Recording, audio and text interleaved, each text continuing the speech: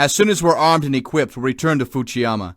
I know how some of you might feel about that, but Special Commander Araya made it clear that it is absolutely imperative that we make a quick and decisive strike against the Troglo Imperialists before they get ensconced on the surface of the planet. If that happens, we'll be looking at a prolonged ground war or a nuclear bombardment of the planet. This is not an option favored by Solgov. The mission has been designated Operation Shiva, and we have 24 hours to complete it. There are some 15 barricaded encampments located in a river delta known as the Fincher Estuary. Early intel reveals that there are Nemesis AIs on several of these bases. The estuary is a natural irrigation system on the continental coast of Fujiyama's third largest continent. We haven't been there before, but we suspect either Troglo Imperialist or Exophage cartel presence is strongest on this continent. The Fincher Estuary is unlike anything we know from other Earth-like colonies. Its rivers are so large that at ground level they appear to be seas. Each of the encampments is located on an island in one of the estuary's many branches. We're to infiltrate the islands one at a time and take out everyone inside before they can radio for help. We'll then attach a vocal synthesis transponder to their communications equipment. This device will simulate radio contact, so they won't detect anything out of the ordinary when they try to contact one of the bases we've infiltrated. If they suspect something is up, it might lead the Nemesis AIs to self-destruct simultaneously, and we need them to figure out what's going on. Command Group 13 is busy all over this solar system, and our team is the only special ops asset available for this particular operation. Therefore, we'll have to split up and target those islands most likely to harbor any of the Nemesis AIs. Some of the larger islands will be targeted by regular infantry, but we're to take out the most likely candidates on our own. I'll personally infiltrate 3 of the islands, leaving the rest to you. It is extremely important that we leave the Nemesis AIs alone. Do not go near one. You'll recognize the bunkers they're stationed in by the elongated cylindrical shape. I repeat, do not enter these buildings during the mission. Our satellite visuals and nanoprobes indicate that the AIs are busy integrating themselves into the data access of the planet. Unless they are disturbed by unauthorized access to their bunkers, chances are they will remain oblivious to anything going on outside. But the time they catch on, it'll be too late. So to recap, infiltrate the camps one at a time.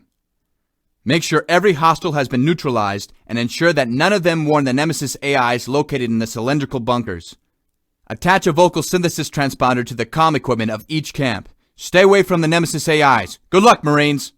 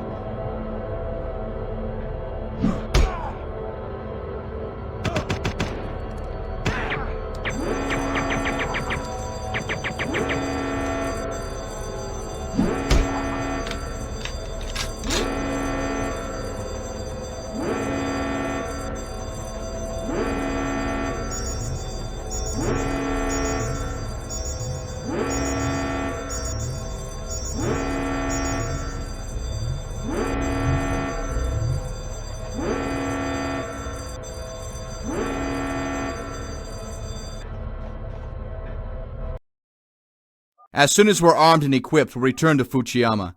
I know how some of you might feel.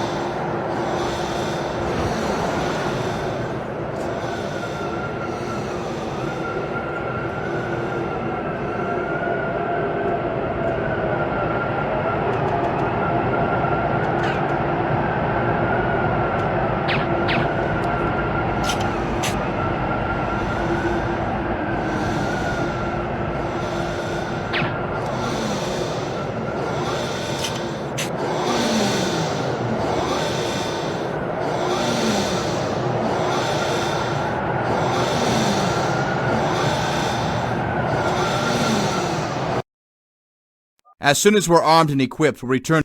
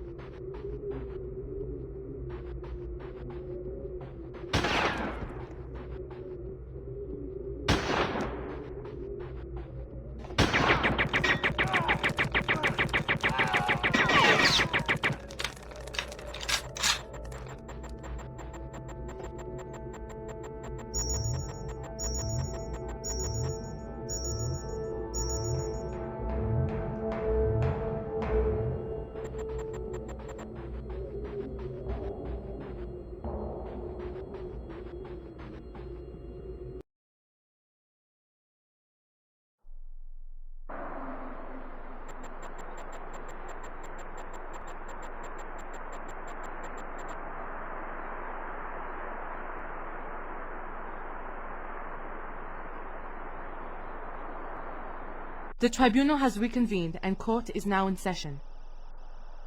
The tribunal calls Special Agent Frederick Souther to the witness stand.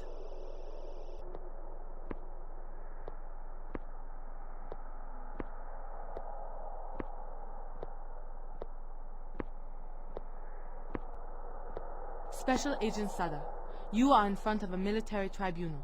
You understand that you have no civilian rights here, and that you are under oath to tell the truth on the mandates of the state-sanctioned religion? I do so swear to tell the truth, ma'am. Then let us begin. Alpha Black Zero Team, led by Lieutenant Hardlaw, carried out a covert mission designated Operation Shiva. Is that correct? Yes, sir. Operation Shiva was carried out under the auspices of the Quahiran External Service. Is that correct? Yes, sir. Did you at any time suspect Lieutenant Hardlaw to be operating under a secret anti-Solgov agenda? No, sir. You must have been briefed by Lieutenant Hardlaw on the missions he performed on Fujiyama before Operation Shiva? Yes, sir. In spite of the 100% failure rate of the missions he had carried out thus far, you decided to enlist him and his team anyway. What possible reason could you have had for this, given that all the operatives of the ETI branch, the External Tactics Initiative, are put on the inactive list under such circumstances and their actions thoroughly investigated? I can't answer that question, sir, for reasons of interplanetary security. Interplanetary security. Ha! The famed tagline of the Quest.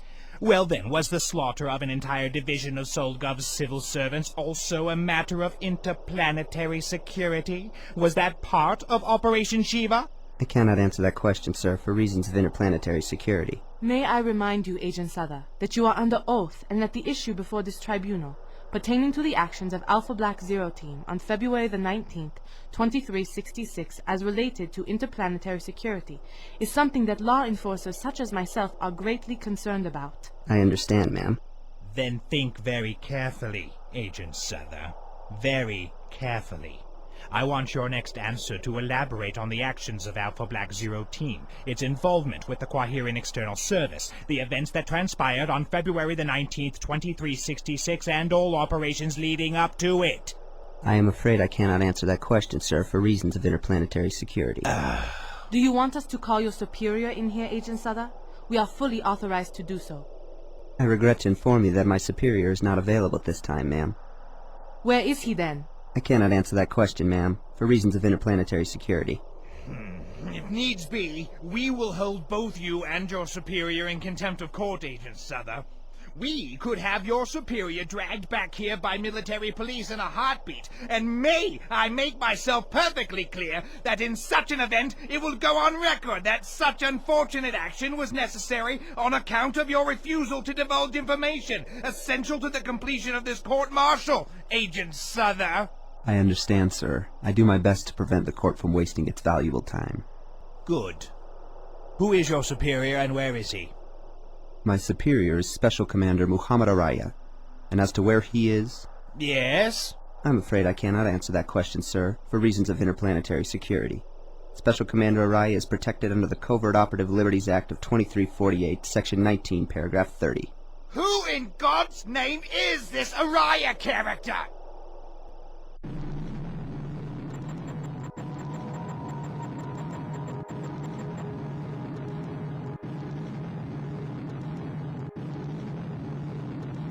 That's one of the Nemesis AIs we captured?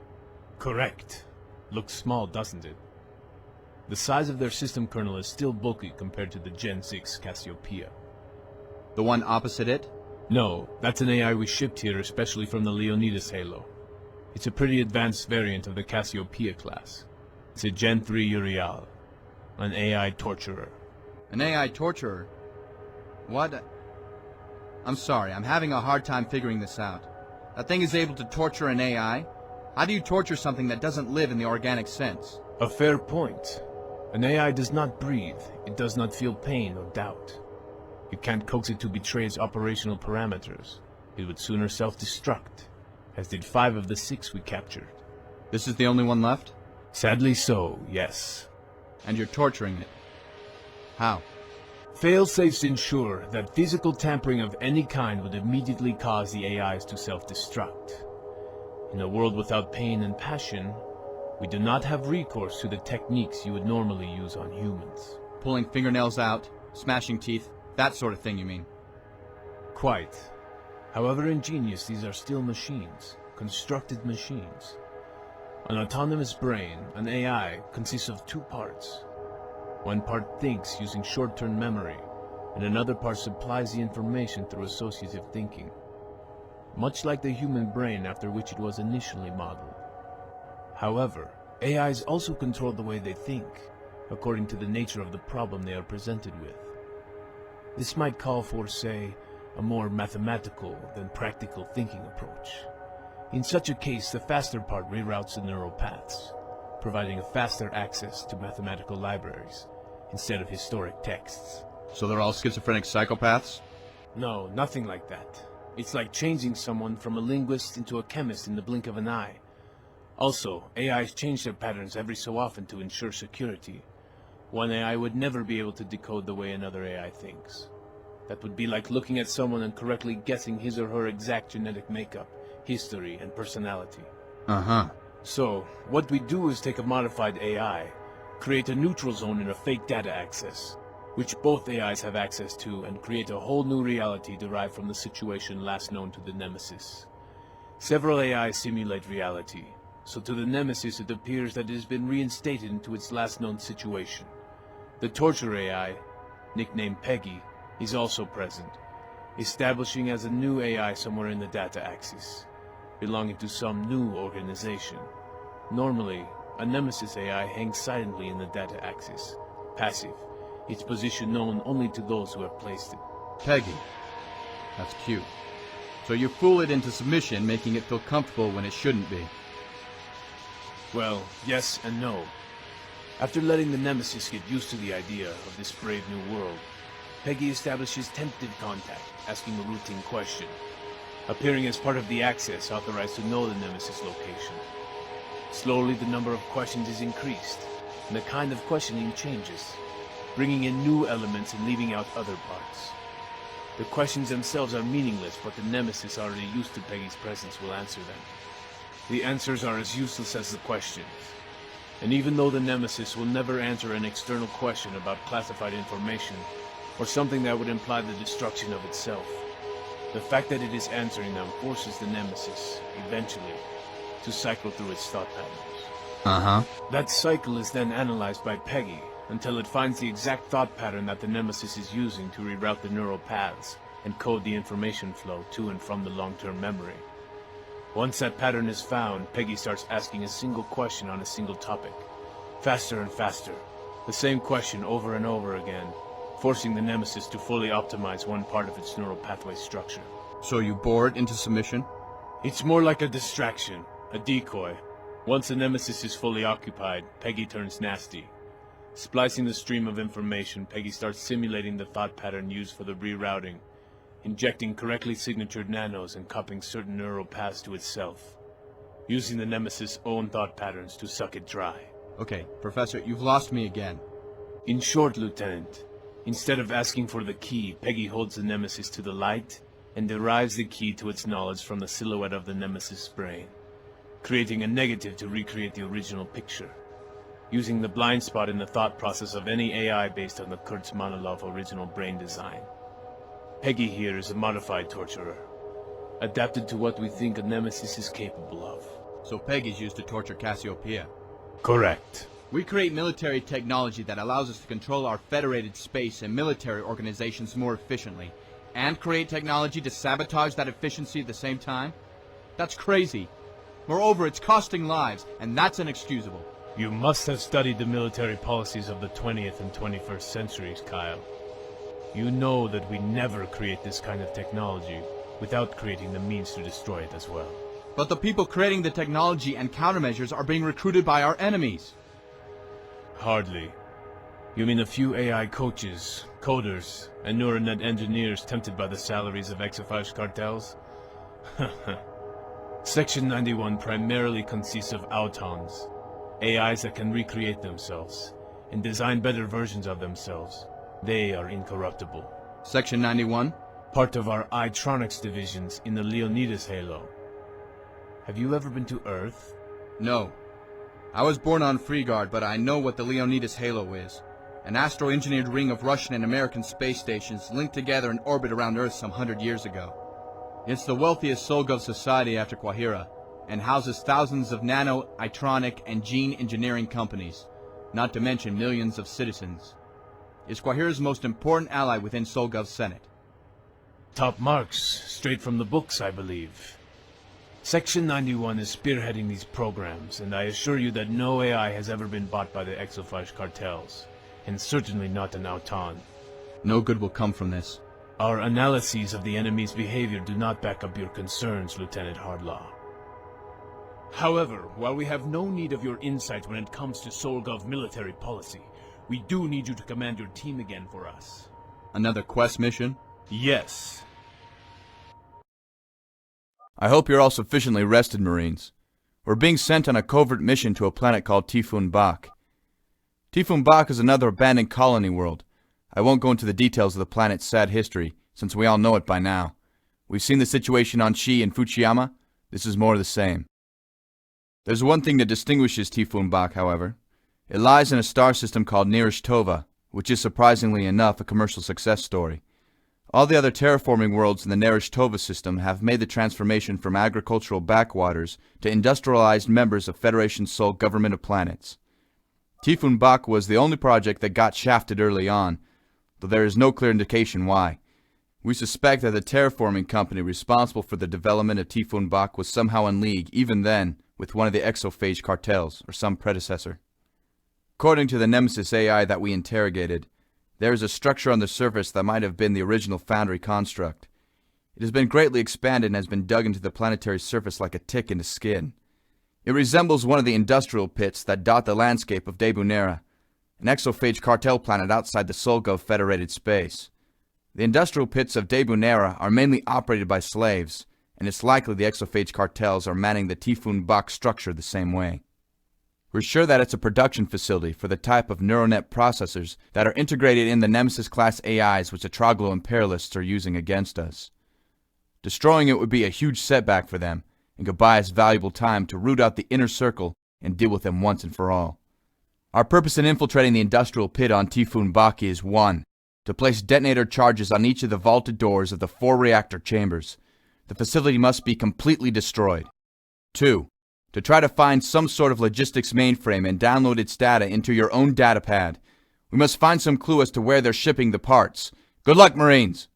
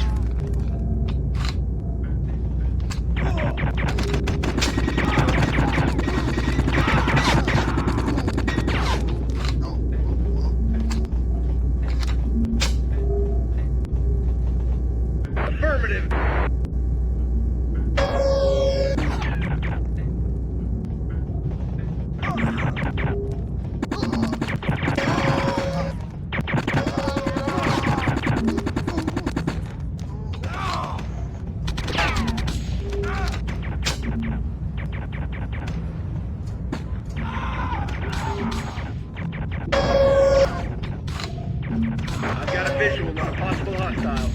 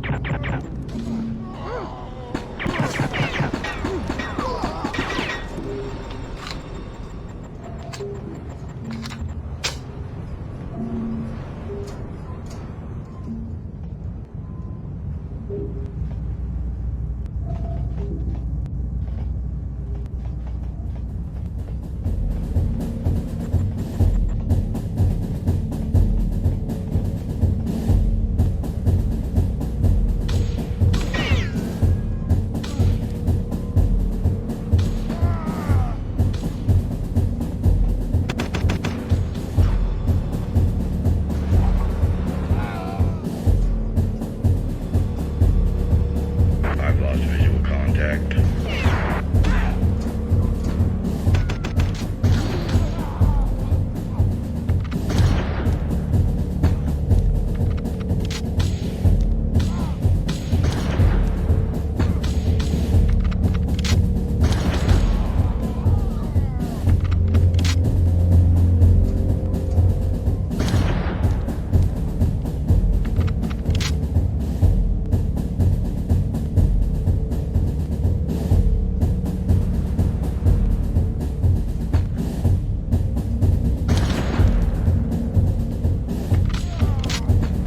I've got a visual on a possible hostile.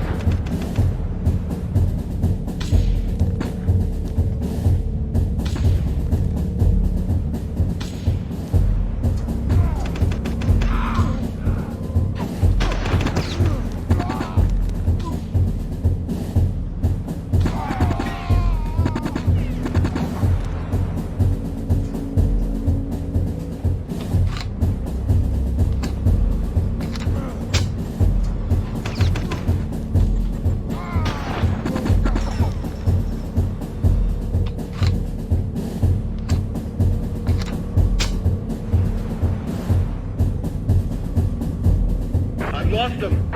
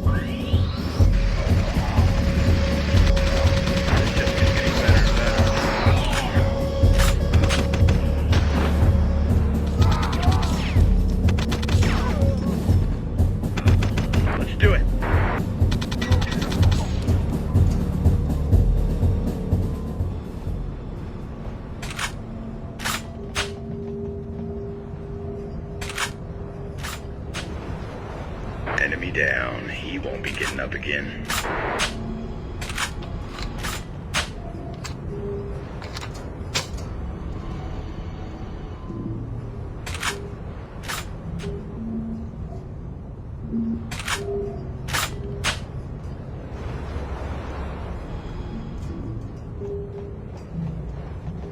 All right.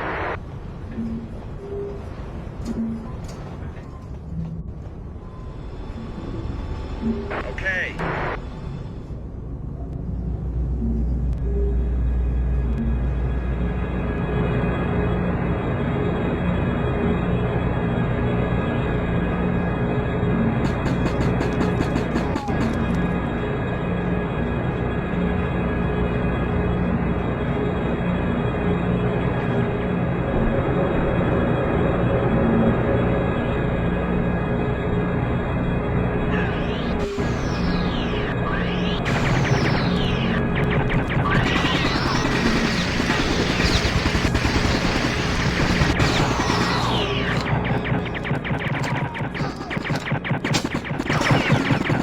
Sounds like a plan to me. Right.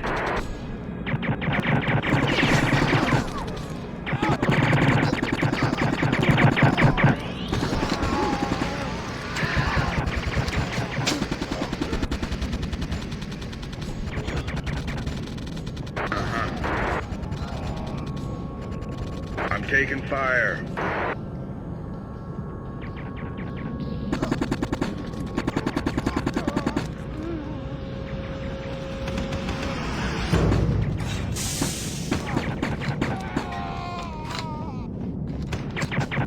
This just keeps getting better and better.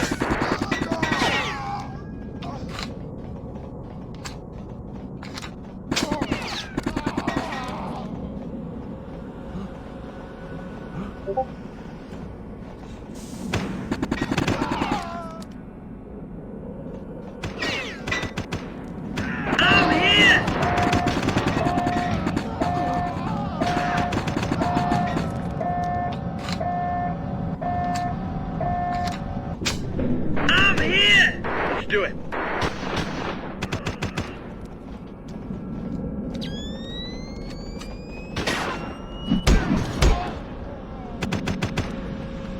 I've got visual on a possible hostile. I'm here!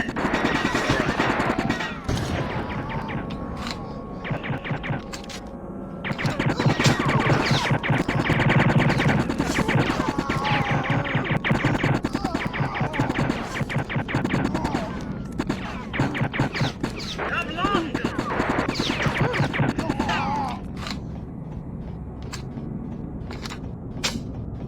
Okay.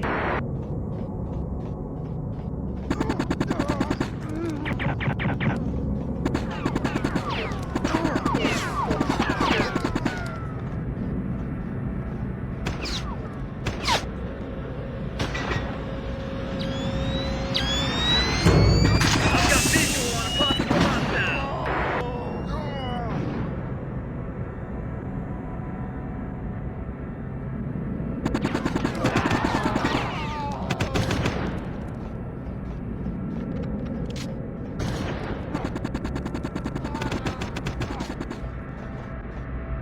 I've lost him!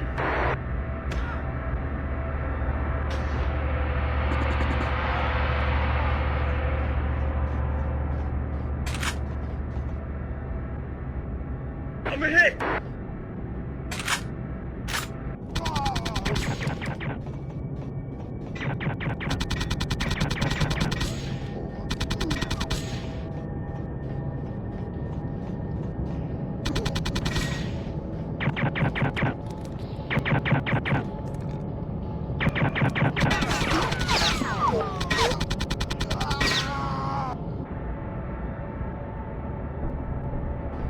Sounds like a plan to me.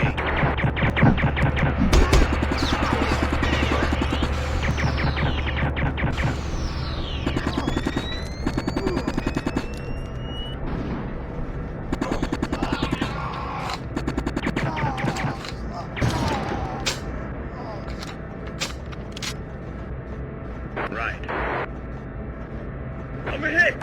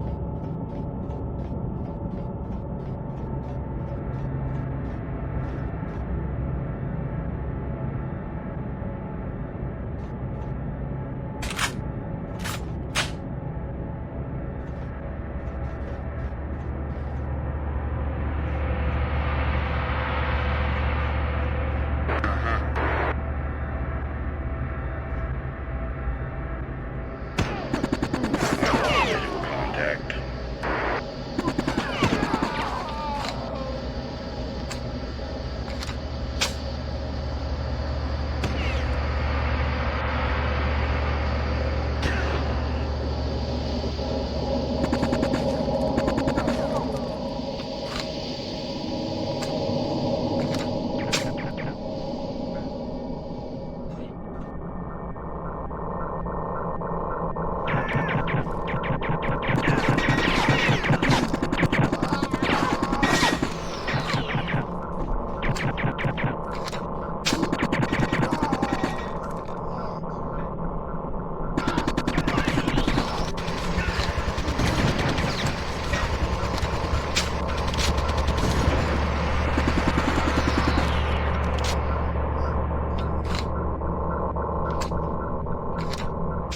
I'm hit!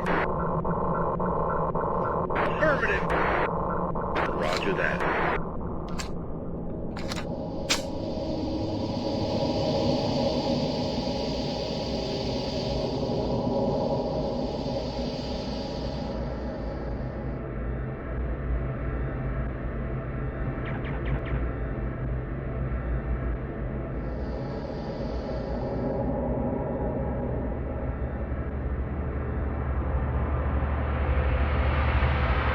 Roger that. Affirmative! Affirmative!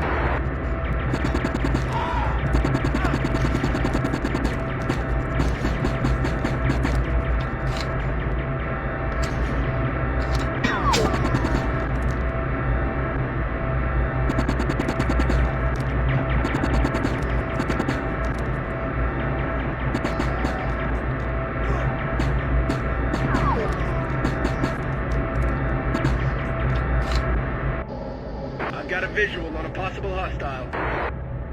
Roger that. Affirmative.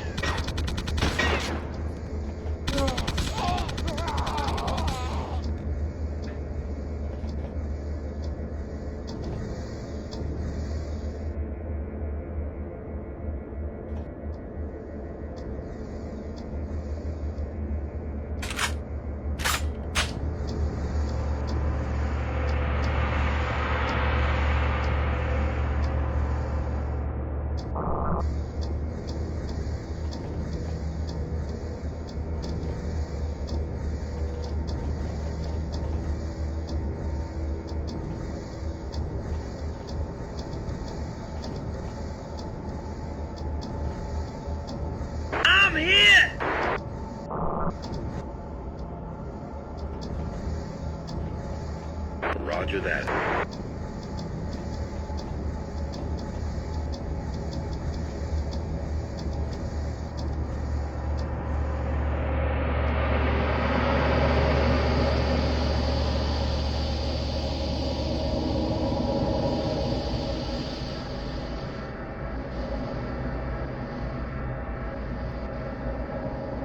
Roger that.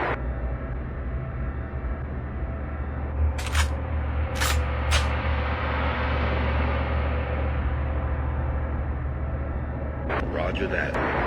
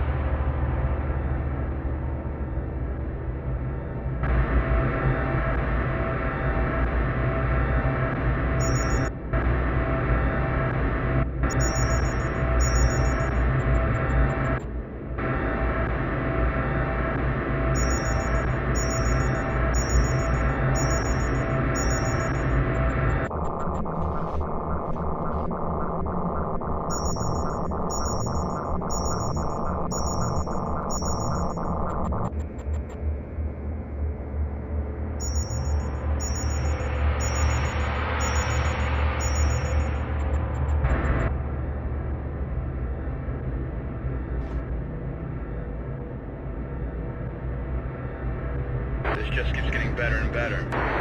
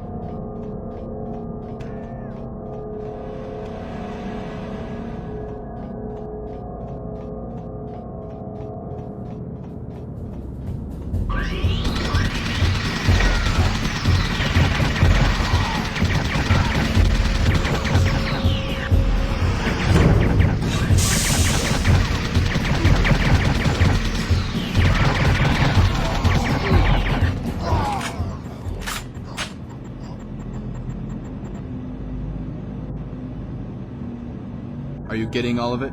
Yes, Lieutenant. Easy as eating pancakes. Good, I want to get out of here as soon as Wait, punch that back up. Lieutenant? That previous shipping log, punch it back up. Here it is, Lieutenant.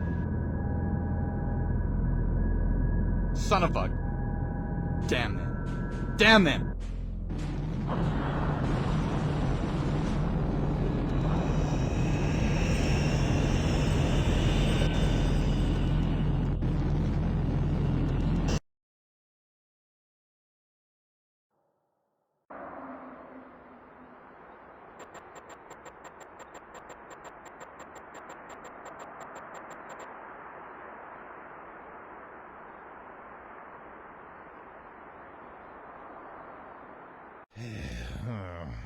What exactly did the evidence from the datapad make clear to you, Lieutenant Hardlaw? The Exophage cartel shipping log clearly indicated that the majority of the neural net processors that were being fabricated in the facility on Typhon Bach were being transported to a location in the Leonidas Halo, sir. What did that signify to you, Lieutenant Hardlaw? Aside from a gaping hole in the security that Command Group 1 is supposed to provide within Sol's inner space. It signified to me that somehow Section 91 was connected to what had transpired in both the Izanagi system and the Nirashtova system, ma'am. According to your earlier testimony, Section 91 was a secret Itronics division run by Autons. Yes, ma'am. Not an administrative office of the Federal Marshal's Service of the Leonidas Halo? Certainly not, ma'am. I think it's likely that a covert branch of Pi 7, the secret service organization of the Leonidas Halo, might have been involved in setting up security for the place. But other than that, impossible. Every casualty recorded on February the 19th, 2366, has been listed as being a civil servant employed in an administrative branch of the Federal Marshal's Service of the Leonidas Halo. There is no evidence supporting your claim, Lieutenant Hardlaw. Your team appears to have slaughtered its way from the Izanagi system to the nearest Tova system to Sol system itself for no apparent reason. The operation on Typhon Bach and the Nirashtova system was carried out on the orders of Quest. It was a matter of interplanetary security, of course. The staple unifying rationalization that covert teams such as yourself fall back on to justify your abominable actions. I guess the poor wretches that worked in that industrial pit were all secret agents too? Those wretches had been ousted from Solgov society for reasons outside our control. That is the nature of Solgov policy. If it weren't for bureaucrats like you, planets like Shi, or Fuchiyama, or Typhon Bach, or God knows how many others wouldn't exist at all. The Quest did not provide us with the means to extract these people. We had a job to do. Oh, and you did that job very well, Lieutenant Hardlaw. The problem is the only person who could corroborate your testimony or lend it any type of credibility refuses to show himself. Special Commander Muhammad Araya has declined to attend this tribunal for reasons which may hold sway under military law, but which effectively destroy any case you or your men may have, Lieutenant Hardlaw.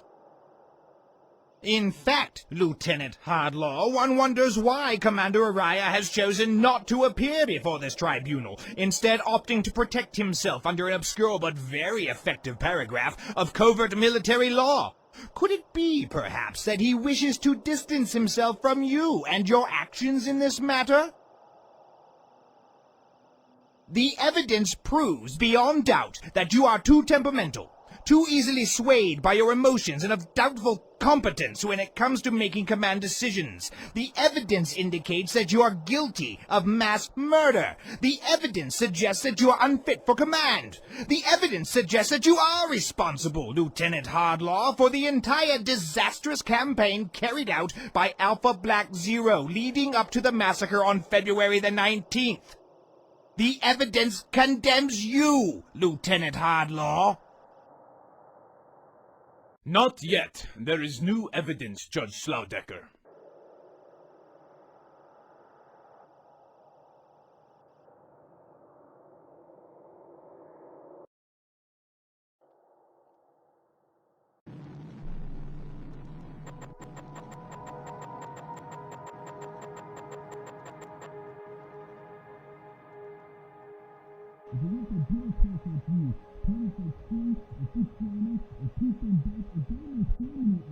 Are you quite finished, Lieutenant Hardlaw?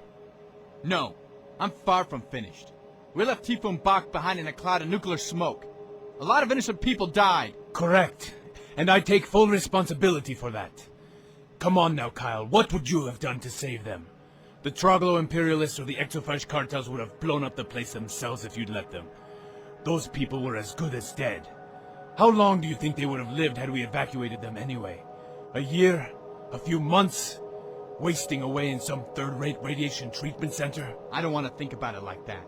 I'm not one of those bureaucratic monsters who shove the fates of planetary populations under their office carpets. Then think about it like this. You had no choice. You were just a cog in the machine doing your job. The blame lies with those who wielded you, directed you. Dispense with all of that angst and moral guilt. It's not productive and more than a little vain. A soldier does what he is told in war. This is war. It's a fake war. The Autons of Section 91 are upgrading themselves through some perverted scheme that allows them to test the strength of their latest incarnations against Nemesis AIs, which have been crafted by the enemy with Solgov technology.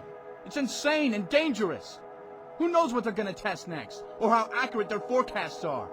Maybe they're gonna plunge a few star systems into war with each other to see how our command groups perform during an Armageddon scenario. Maybe they'll want to see how effective a command group is during a planetary antimatter bombardment. Perhaps they'll want to analyze whether environmental systems collapse on the Leonidas halo could possibly damage them. They kill, Muhammad. They kill because they do not know what it is that they are taking away, and they kill because we rely on them to be 100% fail-safe. They're evolving beyond our control due to our blind admiration for the wonders they can perform. How long will it be before we're no longer able to separate a Gen 6, 7, or 8 Cassiopeia from a planetary data access? Or how long before we can't even understand them anymore? Or even what they are, or what we are, Solgov is, because of them. Know your enemy. Know yourself. What? Sun Tzu. Never mind. The point is, we'd never be able to overcome any attack they'd mount against us. Hell, in the strictest of terms, they've already attacked us, and we don't even know it. When the next generation of God AIs roll out of Section 91, will we even know when they lay siege to us?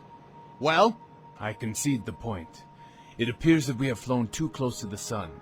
Let's hope we don't crash and burn. So, I guess I'm going to have to send you on another mission, Lieutenant.